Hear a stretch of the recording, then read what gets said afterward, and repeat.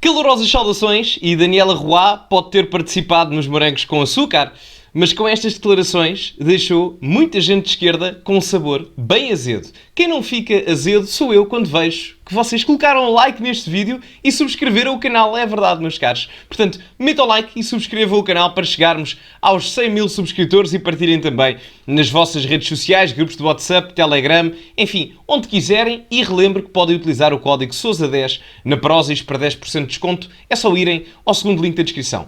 Ora, Daniela Roy, em entrevista num podcast para a SIC Notícias, creio, teceu comentários relativamente àquilo que é a vivência social dos dias de hoje e como o politicamente correto, sem partidarizar a coisa, afeta negativamente e pejorativamente a sociedade atual. Vamos ouvir. Este mundo cada vez mais polarizado nos Estados Unidos, agora vamos ter umas eleições complicadas. Por menor, há legendas, isto é podcast, como sabem. Se houver erros ortográficos, as legendas não foram feitas por mim, só peço essa compreensão.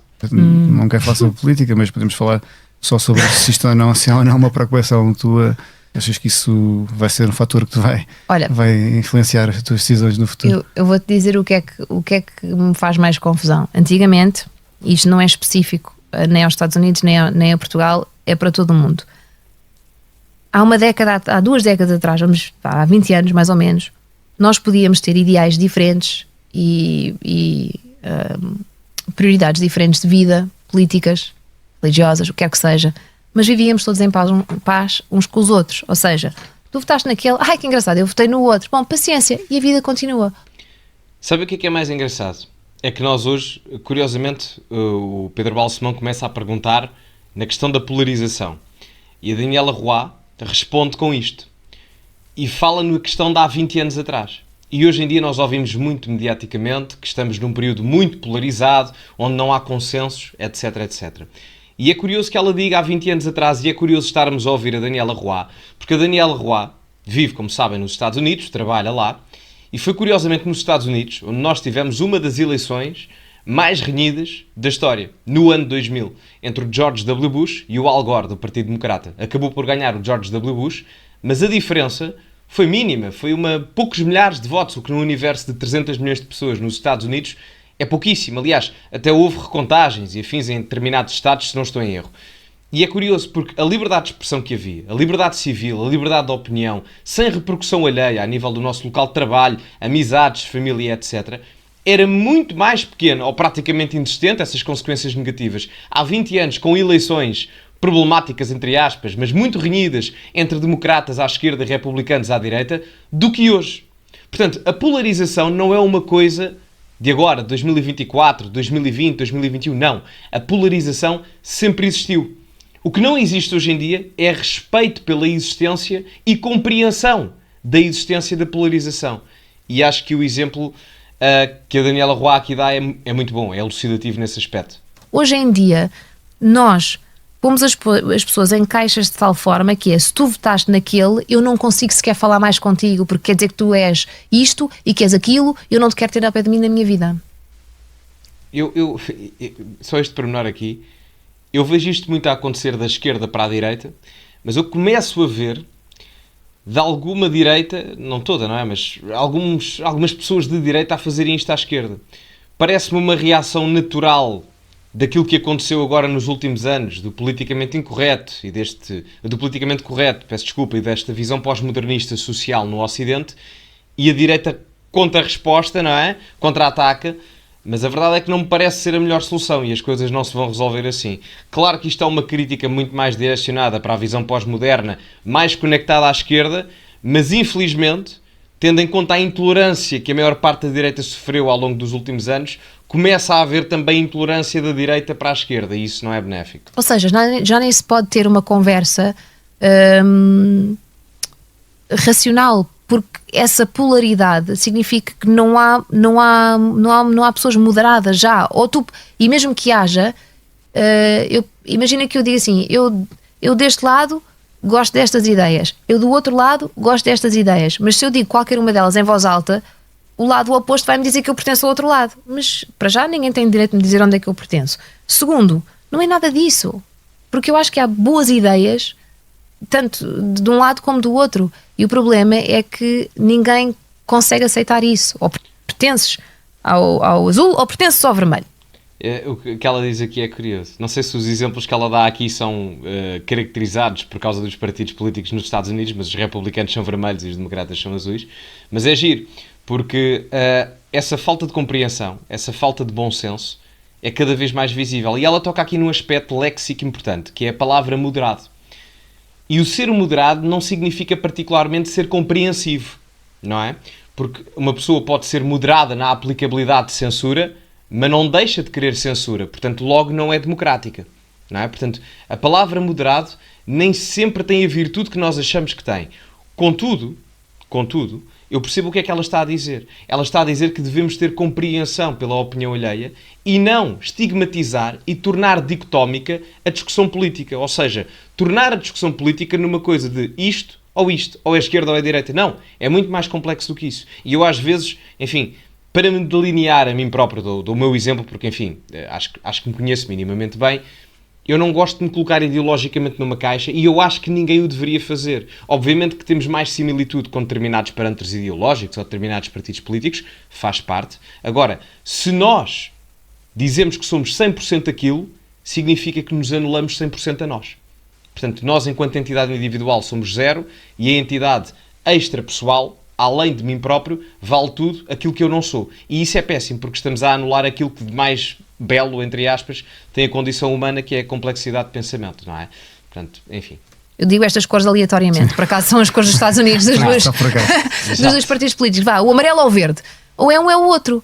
E acho que a vida é muito mais complexa do que isso, não é? Porque as nossas ideias sobre a economia podem divergir das nossas ideias de como a sociedade deve funcionar ou do que é aceitável ou não é aceitável e pronto, eu acho que a polarização infelizmente fez com que as pessoas hoje em dia já nem conseguem ter uma conversa. Ela aqui toca num ponto importante, eu até vou dar um exemplo. Por exemplo, os liberais, ser liberal não é uma coisa unânime. Aliás, até em termos académicos, enfim, não é uma caracterização unívoca, não é? Porque há liberais à esquerda e há liberais à direita, não é? Portanto, uma pessoa pode dizer que é liberal, mas ter um pendor mais conservador na sua retórica e pensamento político de uma visão social, digamos, não conservadora, mas mais similar aos valores conservadores, ou ser um liberal social também. Além da característica liberal económica, revê-se em valores liberais de esquerda também no parâmetro social. Portanto, é muito mais complexo do que isso, não é? Portanto, enfim, é giro. É giro ver isto e mais do que isso, é giro ver que as pessoas no mainstream, principalmente figuras reconhecidas, já se começam a queixar disso.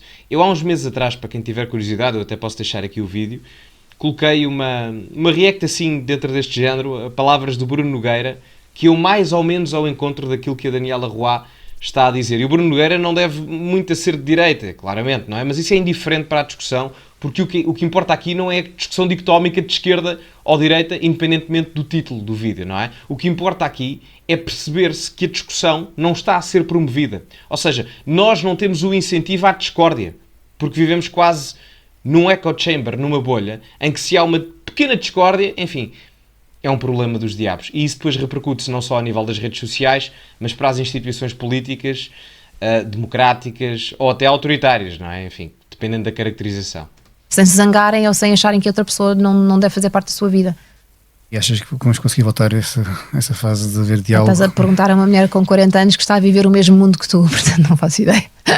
Olha, eu não sei se vamos voltar, mas eu acredito que para voltar, atenção, não é o que eu quero, como devem imaginar, mas olhando para os ciclos históricos, quando há um incremento de autoritarismo na sociedade, é preciso chegar ao fundo do poço para que os níveis de incremento de liberdade de expressão e compreensão da vontade e opinião alheia comecem a incrementar outra vez. O que eu quero dizer com isto é que para a sociedade começar a mudar, dentro deste ponto de vista que ela aqui coloca em discussão, é preciso ficarmos ainda pior do que estamos para as coisas começarem a melhorar. É óbvio que eu não quero que as coisas fiquem pior, mas é o que eu acho que vai acontecer. Não porque eu quero, mas é assim porque a história ao longo dos anos nos mostrou. Espero que sim, mas não faço ideia. Porque é que a geração de 80 é a melhor geração de todas? Acho que a geração de 80... O meu problema é que tudo o que eu for dizer vai parecer que eu estou a dizer mal das outras gerações ou isso, mas portanto eu vou dizer já aqui que as minhas ideias sobre a geração de anos 80 é uma definição dos anos 80. Eu não estou a comparar com os 90 ou com os que veio antes disso, mas eu acho que a geração dos anos 80 é uma geração super trabalhadora e é uma geração, acho eu, com talvez menos sensibilidades. Curioso que ela diga aqui isto no final. Em primeiro lugar, obrigado à geração de 80, pois produziu grandes nomes da retórica e sociedade portuguesa. Portanto, muito obrigado a Cristiano Ronaldo, Luciano Abreu, estou a brincar, Cristiano Ronaldo, por exemplo. Mas isto para dizer que a Daniela Roy tem razão, quando diz que talvez a geração de 80, de 70 e anteriores seja particularmente menos sensível do que a geração de 90, embora eu seja da geração de 90, só que esta parte para terminar, eu sou de 99, mas portanto já tenho muito contacto com a geração de 2000, mas infelizmente o que ela diz é verdade. As gerações mais jovens ofendem-se mais facilmente com coisas absurdas do que propriamente aqueles que experienciaram o início da vida democrática de Portugal, como é o caso da Daniela Roy, que eu acho que ela nasceu em 80 e poucos, não é? Portanto, o 25 de Abril tinha sido há 15 anos, e o 25 de Novembro, pouco mais de 15 anos, e o 25 de Novembro também.